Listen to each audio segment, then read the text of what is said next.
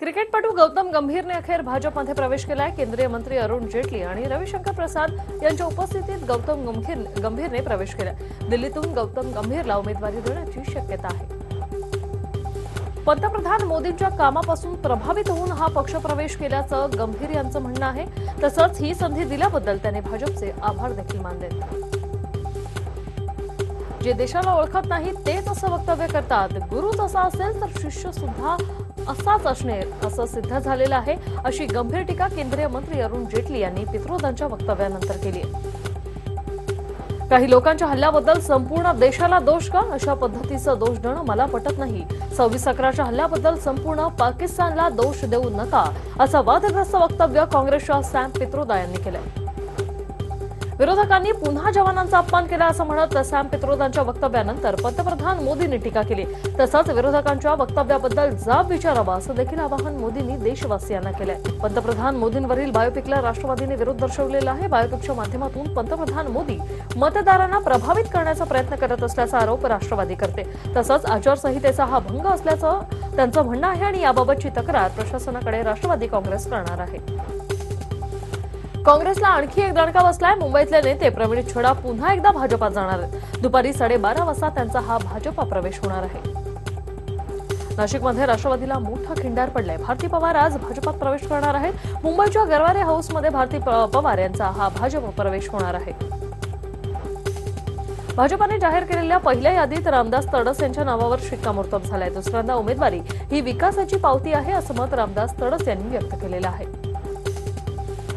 इंदिरा गांधींसारखा दिसल्या म्हणून कोणी मत देत नाही किंवा निवडणुका जिंकता येत नाही, नाहीतर हेमा मालिनी, प्रियंका चोप्रा या देखील पंतप्रधान झाल्या असत्या, अशी टीका महसूल मंत्री चंद्रकांत पाटील यांनी प्रियंका गांधींवर केली। माथाडी नेते नरेंद्र पाटील शिवसेनेच्या वाटेवर असल्याची चर्चा आहे। नरेंद्र पाटील हे साताऱ्यामधून लढण्याची सूत्रांची माहिती आहे।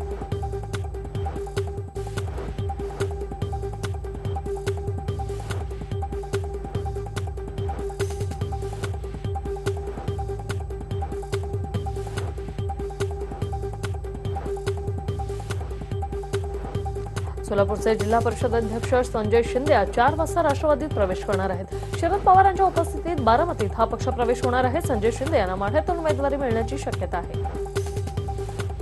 शेतकऱ्यांचा 7/12 कोरा करणार असाल तरच आघाडीसोबत जाणार असल्याचं खासदार राजू शेट्टी यांनी म्हटलेलं आहे। यात शेतमालाला 1.5 हमी भाव ही प्रमुख मागणी असल्याचं राजू शेट्टींचं म्हणणं आहे। तर भाजपनं फसवल्याचा आरोप देखील राजू शेट्टी यांनी केलाय।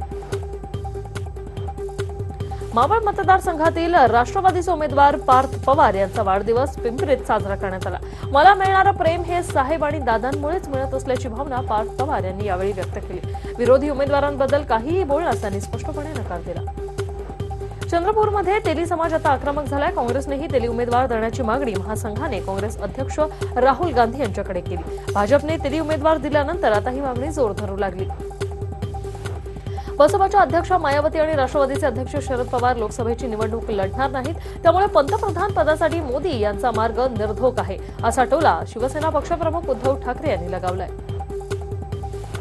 सार्वजनिक बांधकाम खात्यानं सरकारला घरचाच अहेर दिल्याचं पाहायला मिळत आहे। शिवस्मारकाच्या बांधणीतल्या अनियमिततेची महालेखापालांकडून चौकशी करण्याची मागणी आता सार्वजनिक बांधकाम खात्याने केली आहे। मंत्रालयातील सचिवानं पंढरपुरात आत्महत्या केली। विकास पवार यांनी गोळ्या झाडून आत्महत्या केली। विकास पवार हे कौशल्य विकास विभागाचे सचिव होते। आत्महत्येपूर्वी त्यांनी पत्नीवरही गोळीबार केला असून पत्नी अत्यवस्थ आहे। विजापूर सिंदगी राज्य महामार्गावर कंटेनर आणि बाईकची समोरासमोर धडक झाली। या अपघातात 9 जण जागीच ठार झाले तर 4 जण गंभीर जखमी झाले। जखमींना सिंदगीच्या शासकीय रुग्णालयात उपचारासाठी दाखल करण्यात आले। नांदेड जिल्ह्यातल्या किनवट तालुक्यात गारपिटीसह पावसाने हजेरी लावलेली आहे। दरम्यान गारपिटीमुळे रब्बीच्या पिकांचं मोठं नुकसान झालंय। सावरी गावच्या परिसरात याचा मोठा फटका बसला आणि या गारपिटीमुळे शेतकरी हवालदिल झालाय।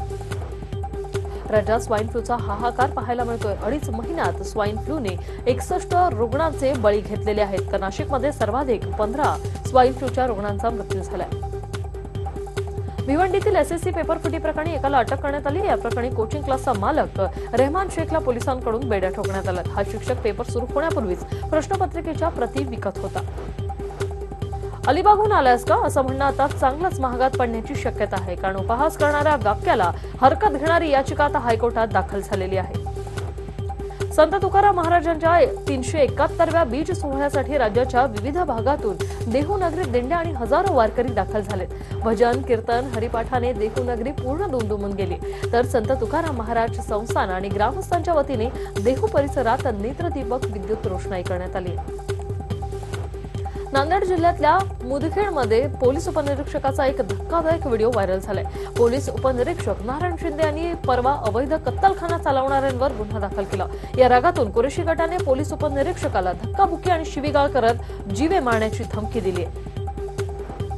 नालासोपारा पश्चिमेकडील कलम समुद्रकिनारी 2 कुटुंबातील 5 जण बुडाले। धुळवडीचा आनंद लुटून झाल्यानंतर या 2 कुटुंबातील 7 जण कलम समुद्रकिनारी पोहण्यासाठी गेले असता पाण्याचा अंदाज न आल्याने हे 5ही जण बुडालेत। बदलापूर जवळील उल्हास नदीवर पोहायला गेलेल्या 2 तरुणांचा पाण्याचा अंदाज न आल्याने बुडून मृत्यू झालाय। यात एका अल्पवयीनचाही समावेश आहे। अमरावती जिल्ह्याच्या धामणगाव रेल्वेजवळ असणाऱ्या निंबोली गावात 3 युवकांचा नदीत बुडून मृत्यू झालाय।